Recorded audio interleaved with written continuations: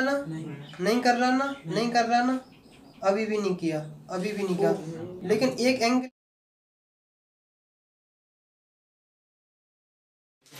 कल हम लोग मैक्सिमम पार्ट फ्रिक्शन का कवर कर चुके थे। क्या कर चुके थे? मैक्सिमम पार्ट हम लोग फ्रिक्शन का कवर कर चुके हैं। आखिरकार हम तो बता चुके थे कि फ्रिक्शन का मेन मतलब क्या होता है। कल हम बता चुके थे आखिरकार फ्रिक्शन के आईआईटी वाले क्वेश्चन भी हम लोगों ने कवर अप किए थे, वो ही हो चुका था। फ्रिक्शन का हमने बहुत छोटा छोटा मतलब समझाया था कि आखिरकार कितने से क्या है क्या नहीं। उतना अगर जितने 2 वीडियो देखने तो बहुत ज़्यादा कवर अप हो जाएगा।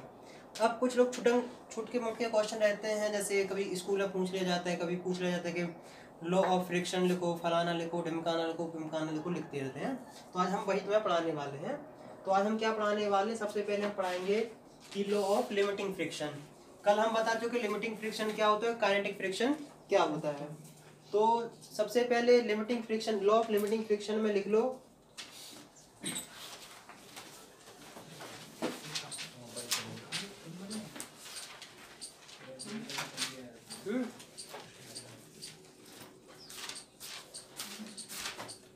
सबसे पहले लिखो nature of, depend on nature of surface in contact. लिख लो फिर भी, depend on the nature of surface in contact and state of polish.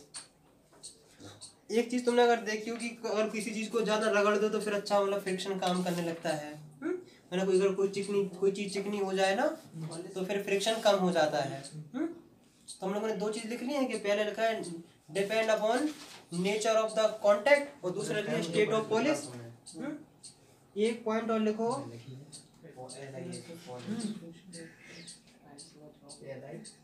कि directly proportional to normal reaction.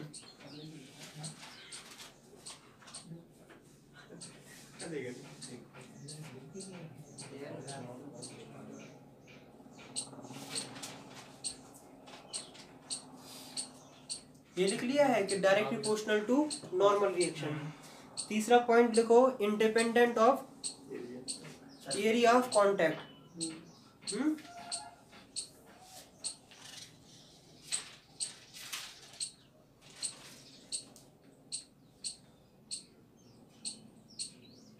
कितने पॉइंट हो गए हैं? 3 होगा। जैसे अभी हमने जो बोला था कि limiting friction F max equal to directly proportional to normal reaction. तो जब हमने कहा प्रोपोर्शनल का साइन हटता है तो कांस्टेंट आता है।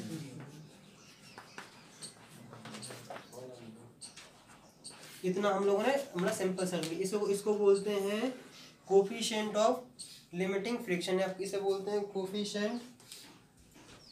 कोफिशिएंट ऑफ स्टैटिक फ्रिक्शन है। इतनी चीज तुम्हारी क्लियर हो गई है। अब एक चीज और लिख लो, वो लिख लो क्या? Law of kinetic friction.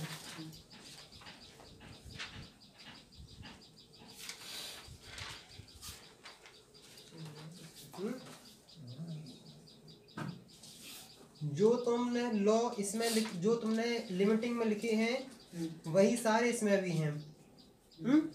सिर्फ दोनों के फॉर्मूले में इतना सा अंतर है कि लिमिटिंग फ्रिक्शन के लिए ये वाला फॉर्मूला होता है और इसके लिए होता है ये वाला।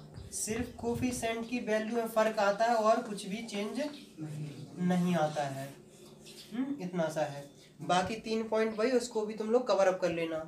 लेकिन हमेशा एक चीज याद रखना कि काइनेटिक फ्रिक्शन जो होता है वो स्मॉलर देन होता है मैक्सिमम ऑफ स्टैटिक फ्रिक्शन, मतलब लिमिटिंग फ्रिक्शन से कम होता है। अगर ये चीज देखो, इसकी वैल्यू रख दो, क्या के रख देते हैं, इसकी एस रख देते हैं, तो आखिरकार म्यू के आर इसमें ए है और इसको तुम कर दोगे क्या नाम है, म्यू एस आर। तो अगर मान लो सेम नंबर तो हम आराम से हटा सकते हैं। इसका मतलब है कि म्यू एस की वैल्यू हमेशा म्यू के से बड़ी रहेगी। इतनी चीज तुम्हारी चीज हो गई है क्लियर, इसमें कोई भी रटने वाली बात नहीं थी। अब एक चीज तुम्हें देखने को मिलता है वो आता है एंगल ऑफ फ्रिक्शन। इतनी तो हम लोग कल वाली डिस्कशन की थी ताकि तुम लोग फ्रिक्शन का थोड़ा मूड बनने लगे। तो हम लोग अब क्या पढ़ने वाले हैं कि एंगल ऑफ फ्रिक्शन। आखिरकार एंगल ऑफ फ्रिक्शन हम लोग क्या कहते हैं? बहुत सिंपल सा है, अगर तुम्हें थोड़ा बहुत भी वेक्टर आता है तुम लोग पूरा से कवर अप कर लोगे हैं। इसे पता क्या करना है, जैसे देखो मेन काम था जो कल का था उसमें कॉन्सेप्ट बहुत बेहतरीन तरीके से हमने समझाने की कोशिश करी थी। जैसे मान लो एक ब्लॉक है और ये किसी सरफेस पे आराम से रखा हुआ है। नॉर्मल रिएक्शन जो होता है वो हमेशा सरफेस के परपेंडिकुलर होता है, तो इसके है नॉर्मल रिएक्शन। इसकी मान लो आर की वैल्यू, अगर मान लो अप्लाइड फोर्स की जो वैल्यू, अप्लाइड फोर्स है वो इस साइड है, इसे अप्लाइड फोर्स बोल दो, तो फ्रिक्शनल फोर्स अपोजिट होगा। मतलब इसकी वैल्यू, ये फ्रिक्शनल फोर्स है तो इसका नाम रख दो एफ एस मैक्स। सिंपल सी है कि नहीं। अब देखो इतनी अब कहानी वाली बात है कि तुम्हारे पास एक फोर्स ए रहा और एक फोर्स ए रहा है। क्या रहा है? एक फोर्स ए रहा, एक फोर्स एक रहा है। फोर्स दोनों कौन सी क्वांटिटी, स्केलर के वेक्टर। और वेक्टर का हम लोग जब भी रिजल्टेंट निकालते हैं तो कुछ इसमें से ऐसा जाता है कि नहीं। यहाँ तक कोई दिक्कत, कोई समस्या हो तो बताओ। मतलब ये जो लाइन आ रही है पीले वाली, resultant of this and this vector. तो हम लोगों ने क्या समझ लिया है कि रिजल्टेंट ऑफ इसकी वैल्यू रख दो आर। अब इन दोनों के जो एंगल होता है, क्या होता है, इन दोनों का जो एंगल होता है उसी को हम बोलते हैं क्या है, एंगल ऑफ फ्रिक्शन। क्या बोलते हैं? एंगल ऑफ, हाँ बोलो। ऊपर वाला कि नीचे वाला एंगल? ये वाला। कौन सा? इस थीटा वाले को हम बोलते हैं एंगल ऑफ फ्रिक्शन। रिजल्टेंट और नॉर्मल का। हाँ, क्योंकि अपन इससे मतलब है ना, हम लोग मेन डिपेंडेंसी किस पे है, नॉर्मल पे, तो इसलिए हम इस पे इसके साथ रेफरेंस में ले लेंगे। अगर मान लो, सुनो, आखिरकार हमें थीटा निकालना कितना होगा, तो हम वेक्टर में अगर ऐसे सिंपल से ऐसा बनाते हैं, ए रहा आर, ये इसमें से ऐसा गया है, ये वाला थीटा है। इस वाली क्वांटिटी को तुम यहाँ भी मतलब वेक्टर में आराम से मान सकते हो। मतलब ये वाला, क्योंकि सेम मैग्नीट्यूड, सेम डायरेक्शन और सेम पैरेलल वाला मैग्नीट्यूड था वेक्टर में। मतलब इसकी वैल्यू क्या मान लो, एफ एस मैक्स, और इसकी वैल्यू कितनी है, आर। अब कोई तुम्हें कोई एक ट्रायंगल सा दिख रहा होगा, देखो ऐसे, theta R F S max. इस थीटा की तुम्हें वैल्यू निकालनी है, तुम्हारे पास परपेंडिकुलर गिवन है और बेस गिवन है। परपेंडिकुलर उसे कहते हैं जो थीटा के सामने होता है। तो अगर केमिस्ट, अगर फिजिक्स केमिस्ट क्या नाम, मैथ का अगर तुम्हें कॉन्सेप्ट यूज नहीं होता, याद नहीं होता, तो ट्रिग्नोमेट्री का पढ़ बेटा, पढ़ हार्ड बुक। तुम्हारे पास परपेंडिकुलर गिवन है और बेस गिवन है और तुम्हें थीटा निकालना, तुम क्या करोगे, टेन थीटा। तो टेन थीटा कितना होगा, P upon B, perpendicular F S max और अपॉन आर। अगर तुम बात करना चाहोगे टेन थीटा किसके बराबर है, टेन थीटा है लिमिटिंग फ्रिक्शन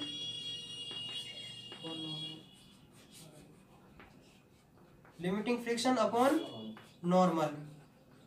नॉर्मल रिएक्शन। कई लोग रिएक्शन बोलते हैं, कई लोग नॉर्मल रिएक्शन बोलते हैं। इसकी वैल्यू क्या आती है, लिमिटिंग फ्रिक्शन की म्यू आर, और नॉर्मल रिएक्शन की वैल्यू कितनी है, आर। आर से आर कैंसिल आउट। इसका मतलब क्या है कि tan theta equal to mu, तो theta equal to tan inverse of mu.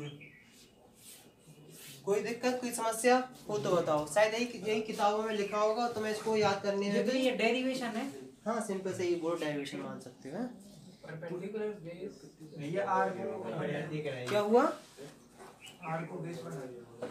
क्यों, और बेस ही तो है, क्या है जिससे थीटा चिपक के जाता है उसे क्या बोलते हैं। हमने इस वाले को घुमा के ऐसा कर दिया है, जब तक कि तुम लोग किट्टी पार्टी वाली बातें कर लेते। अरे वो वाला आर था, हम लोग रिजल्टेंट सोच रहे थे। नहीं, तुम और कुछ सोच रहे हो। एन समझ रहे थे उसे। बात है और क्या, देखो अगर तुम लोग कोई कॉन्सेप्ट नहीं समझ पा रहे, इसको ना तुम दूसरी चीज में बिजी थे। नहीं, आ गया वो, एन समझ रहे थे। कोई बात नहीं। एंगल ऑफ फ्रिक्शन हो गया है। अब एक चीज आती है एंगल ऑफ रिपोज। वो समझना थोड़ा और जरूरी है। अब कई बच्चे इसमें कंफ्यूज नहीं होना कि एंगल ऑफ फ्रिक्शन और एंगल ऑफ रिपोज क्या है क्या नहीं। अब हम तो सिंपल से तरीके से बताते हैं। अगर मैं अभी भी बोल रहा हूँ, जिसने फ्रिक्शन वाले हो पहली तो 2 वीडियो नहीं देखी हो वो हर हाल में देख लो। फ्रिक्शन उसमें बहुत छोटे लेवल से पढ़ाया गया, बहुत आसान से। कई लोग किसी भी तरीके से पढ़ाने से मुझे मतलब नहीं रहता, मैं अपने तरीके से पढ़ाना ज़्यादा पसंद करता हूँ। अब देखो, कई बार ऐसा भी हो सकता है, मैं तो प्रैक्टिकल दिखाने की कोशिश करता हूँ ना। देखो ये मान लो इतना है, ये स्लिप फ्लिप करेगा कि नहीं करेगा? देखो सुनो, ये देखो, जैसे मान लो क्या है, चाक का डिब्बा है। ये भाई एक कोई किताब में दो यार। देखो बड़ा पूरा दिखा रहे हैं। देखो इस एंगल को हमें मेजर करना है, इसी एंगल को बोलेंगे इंक्लाइन का एंगल कितना है। देखो अभी इंक्लाइन का एंगल कितना है बोलो? 0। अबे 0 है, 90 कहाँ से दिख रहा है तुम लोगों को? देखो जैसे जैसे हमें बढ़ाते जाएंगे एंगल बढ़ता जाएगा कि नहीं? अभी तो कोई स्लिप भी नहीं कर रहा है, नहीं कर रहा ना, नहीं कर रहा ना, नहीं कर रहा ना, अभी भी नहीं किया, अभी भी नहीं किया। लेकिन एक एंगल ऐसा आया है जिस पे इसने स्लिप करना स्टार्ट कर दिया है, कि मतलब एक इतना एंगल आएगा कि इसके बाद अगर ज़्यादा एंगल इंक्रीज करोगे, जैसे मान लो इसके अगर इससे नीचे का थोड़ा ज़्यादा इंक्रीज करोगे तो क्या है, स्लिप कर जाएगा। आखिरकार कोई चीज़ का मूवमेंट होता है तो हमें क्या लगता है, कोई ना कोई तो फोर्स होना चाहिए। लेकिन तुम कहोगे यहाँ तो कोई फोर्स है नहीं, सिर्फ इंक्लाइन प्लेन में है कि नहीं। इसका मतलब तुम फिसल पट्टी पे तुम पता लगा सकते हो, तुम फिसल पट्टी से खिसकोगे कि नहीं खिसकोगे। उसका भी क्वेश्चन फ्रेम करेंगे, जैसा बस वाला हमने क्वेश्चन फ्रेम किया था कि नहीं, कि तुम टपकोगे कि नहीं टपकोगे। उसमें तो नहीं टपक रहे थे ना। तो हम ऐसी एक फिसल पट्टी वाला भी एक करेंगे, जिससे तुम्हें पता लगेगा कि तुम उस फिसल पट्टी फिसल पाओगे कि नहीं फिसल पाओगे।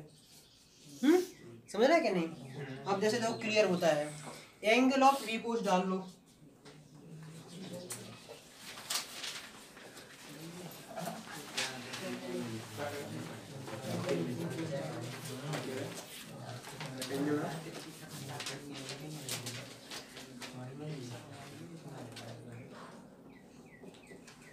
देखो इतना पहले समझो, देखो बात समझो, ये काफी इंपॉर्टेंट है। इंक्लाइन प्लेन वाला थोड़ा मजेदार होता है। मतलब हम लोगों ने से लिया था ये थीटा है, मतलब उस मिनिमम एंगल को एंगल ऑफ रिपोज बोलते हैं, जहां से मतलब स्टैटिक, जहां से कोई बॉडी स्लाइड करना स्टार्ट कर देती है। समझ रहे कि नहीं? मतलब यहाँ से, मतलब इससे यहाँ हमने ऑब्जेक्ट रखा था, यहाँ टेन टू स्लाइड करना और टेन टू स्लाइड करने में फर्क होता है। मतलब वो मिनिमम एंगल लिख लो, द मिनिमम एंगल दैट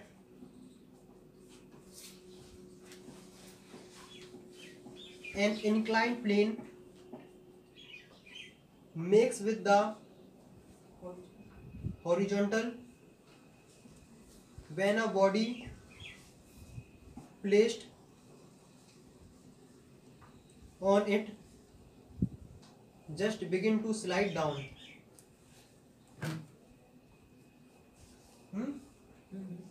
इतनी चीज क्लियर हो गए हो जी? अब हम तुम्हें इसका क्वेश्चन एक कराते हैं। मतलब कई लोग डेरिवेशन बोलते हैं, कई लोग कुछ बोलते हैं, लेकिन मैं इसको समझाने की कोशिश करता हूँ अगर तुम्हें कैसे समझना है। बहुत सिंपल सा क्वेश्चन है, ज़्यादा कोई दिक्कत वाली बात होगी ही नहीं। देखो सुनो, ये मान लो इंक्लाइन प्लेन है, इस पे एक सुंदर सा बॉक्स रखा है।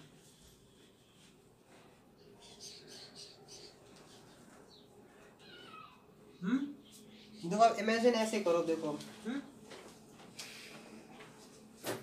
देखो ये, चलो कोई बात नहीं, ऐसे समझ रहा है, यही है ना। ये मान लो तुम्हारा बॉक्स रखा है। इसके बाद ऐसा मतलब इतने पे स्लाइड करना स्टार्ट कर देता है ना। मतलब ये जो एंगल यहाँ से यहाँ बन रहा था वही क्या है, एंगल ऑफ रिपोज। इतनी चीज क्लियर है। मतलब इसके स्लाइड करना स्टार्ट हो जाएगा।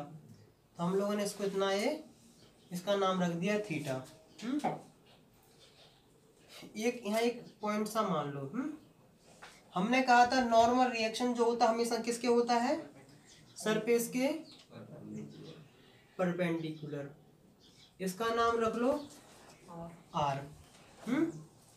हमने क्या कहा था, एक चीज और बताई थी कि जो वेट होता है वो टूवर्ड अर्थ होता है, मतलब अर्थ के टूवर्ड सेंटर, मतलब इस अर्थ के परपेंडिकुलर होता है, मतलब ऐसे इस सरफेस के परपेंडिकुलर। इतनी चीज हो गई है। अब देखो इतनी चीज क्लियर।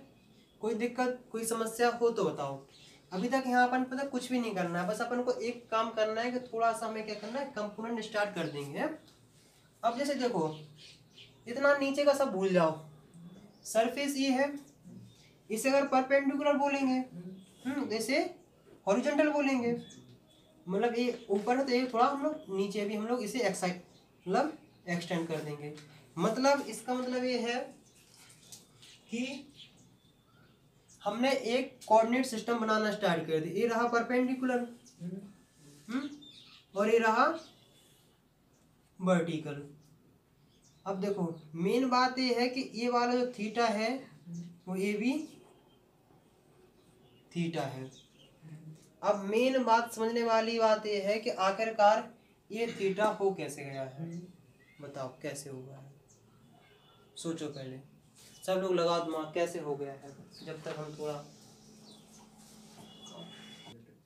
तो चलो हम लोग बताते हैं आखिरकार, तुम लोगों ने अपने दिमाग से लगाओ, फिर हम इसका तुम्हें बताते हैं कि आखिरकार कैसे आया है। पहला तरीका ये है कि इसे मान लो हमने ये सब बनाया है, बोले इतना सब बना रहे भी हैं, इतना सब हमने बना लिया है। ये थीटा है, ये 90 है। इन दोनों का सम इसके बराबर है कि नहीं? इतना क्लियर है कि नहीं? इन दोनों का सम इसके बराबर है और यहाँ एक परपेंडिकुलर है। तो इसका मतलब इसका जो सम था वो कितना था, 90 प्लस थीटा। 90 तो ये मिल गया है, बाकी क्या बचा है, थीटा। सिंपल सा, कोई सिमिलर कोई ट्रायंगल में जाने नहीं हूँ। अब एक तरीका और हम बताते हैं, एक तरीका हम बताते हैं। दोबारा उसी कॉपी किताब पे आ जाते हैं। देखो जैसे मान लो ऑब्जेक्ट यहाँ रखा है, इसे विजुलाइज करने वाला है। ऑब्जेक्ट यहाँ रखा है, ग्रेविटेशनल फोर्स लग रहा है ऐसा, समझ रहा है कि नहीं? देखो सुनो, मतलब ये जो ये है ना, ये नॉर्मल रिएक्शन का, ये मतलब जितना इतना है मतलब परपेंडिकुलर इसके, ये नॉर्मल रिएक्शन है, ऐसा है। जैसे जैसे तुम एंगल चेंज करते जाओगे नॉर्मल रिएक्शन कुछ ऐसा नहीं शिफ्ट होता जाएगा, ऐसा देखो ऐसा। अगर मतलब तुम परपेंडिकुलर कर दोगे ये नॉर्मल ऐसा आ जाता है। मतलब कि इसको ऐसे समझो कि इसको लिया हमने और इसको हमने ऐसा खोला ना, इसका जो नॉर्मल, इस सरफेस का नॉर्मल तो यही है ना। क्लियर? अगर एक बार में क्लियर नहीं है तो इसे कई बार वीडियो में देखना, क्लियर हो जाएगा। क्योंकि हर टाइम एक साथ प्रोसेसिंग करने में टाइम लगता है, समझ में नहीं आता है। वैसे तो मैं इससे भी कर सकता हूँ, आखिरकार तुम्हें पता चलेगा थीटा कैसे आया है, ये वाला थीटा कैसे आया है। इसकी वैल्यू है mg। ये अब इसे कंपोनेंट करना स्टार्ट करो, तो जहाँ थीटा चिपक के जाता है वहाँ क्या आता है, mg cos थीटा, और यहाँ mg sin थीटा। क्लियर? कोई दिक्कत कोई समस्या? इसका मतलब है mg sin थीटा एक एंगल है, मतलब सॉरी mg sin थीटा क्या एक फोर्स है, मतलब एक फोर्स इस साइड लगेगा।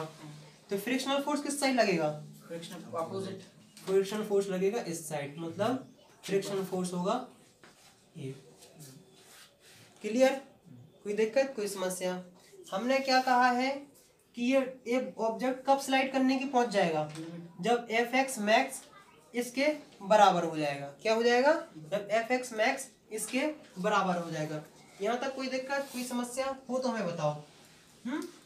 मतलब ये स्लाइड करना कब स्टार्ट हो जाएगा, जब एफ एक्स मैक्स मतलब limiting friction is equal to M G sine theta के बराबर हो जाएगा। कोई दिक्कत, कोई समस्या हो तो हमें बताओ। आखिरकार अब तुम्हें निकालना है क्या, क्या निकालना है, अब तुम्हें निकालना है कि म्यू एस की वैल्यू क्या होगी, क्या होगी, म्यू एस की वैल्यू क्या होगी। तो हमें कोई दिक्कत नहीं करनी, कोई समस्या नहीं लेनी है। हमें म्यू एस की वैल्यू निकालनी है, क्यों म्यू एस की वैल्यू क्या होगी। देखो इतना देखो सुनो, इसकी value M G sine theta, इसकी value M G cos theta, इसकी वैल्यू आर। यहाँ तक किसी को कोई दिक्कत। अब देखो सुनो, जितना ए है उतना ही ए होगा, मैग्नीट्यूड दोनों का सेम है और डायरेक्शन अपोजिट, मतलब इसकी वैल्यू हम इसको आराम से ले सकते हैं। तो आर की वैल्यू कितनी आ गई है, M G cos theta. R की वैल्यू ए है, तो एफ एक्स मैक्स की वैल्यू कितनी है, म्यू आर, तो mu M G cos theta. यहाँ तक कोई दिक्कत, कोई समस्या, आखिरकार ऐसी तो निकालते हैं कि नहीं। इतनी क्लियर, कोई दिक्कत, कोई समस्या शायद हमारे हिसाब से तो नहीं होनी चाहिए। देखो इसकी जो वैल्यू है वही वैल्यू तो ये है, और वही वैल्यू ये है, तो M G sine theta equal to हो जाएगा mu M G cos theta. M G cancel out, sine theta upon cos theta equal to mu S की वैल्यू है, इसकी वैल्यू कितनी आ जाती है, इसकी वैल्यू आ जाती है टेन थीटा, तो tan theta equal to mu S. अब एक चीज यहाँ याद रखना, ये जो थीटा है ना, ये कौन सा थीटा है, ये एंगल ऑफ रिपोज है, मतलब इंक्लाइंड प्लेन का ये थीटा है, और वहाँ एंगल ऑफ फ्रिक्शन हमने बताया था कि रिजल्टेंट और नॉर्मल का है। यहाँ तक कोई दिक्कत, कोई समस्या हो तो हमें बताओ। नहीं है ना। हाँ आप देखो, हाँ बोलो।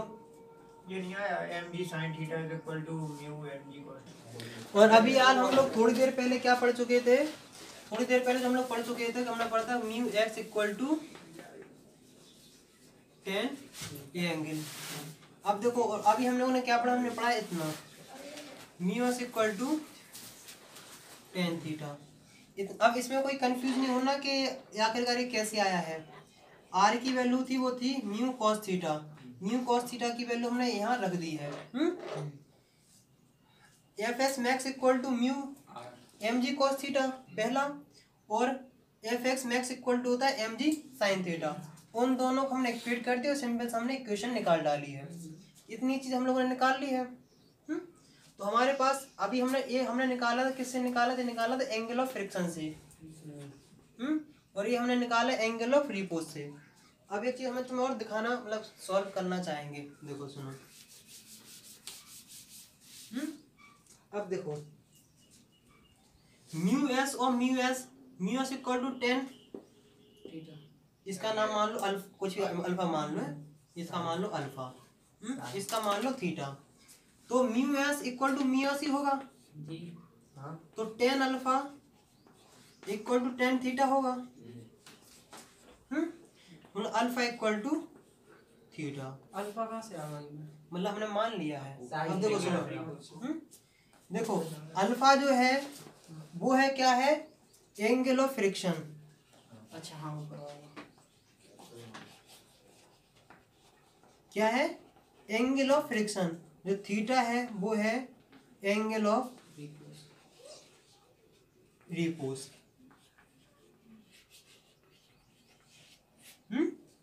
कोई दिक्कत, कोई समस्या हो तो हमें बताओ। क्लियर, कोई दिक्कत शायद हमारे हिसाब से तो नहीं होनी चाहिए। ये चीज तुम्हारी क्लियर होगी, इंक्लाइंड प्लेन वाला भी तुम लोगों को अच्छे से आने लगा होगा है। अब एक बचा है, वो चाहे स्लाइडिंग एंड रोलिंग फ्रिक्शन। यहाँ तक अगर अब देखो, अब तुम लोग क्वेश्चन करना चाहो तो बहुत आसानी से कोई भी क्वेश्चन टैकल करना स्टार्ट कर दोगे। तो अब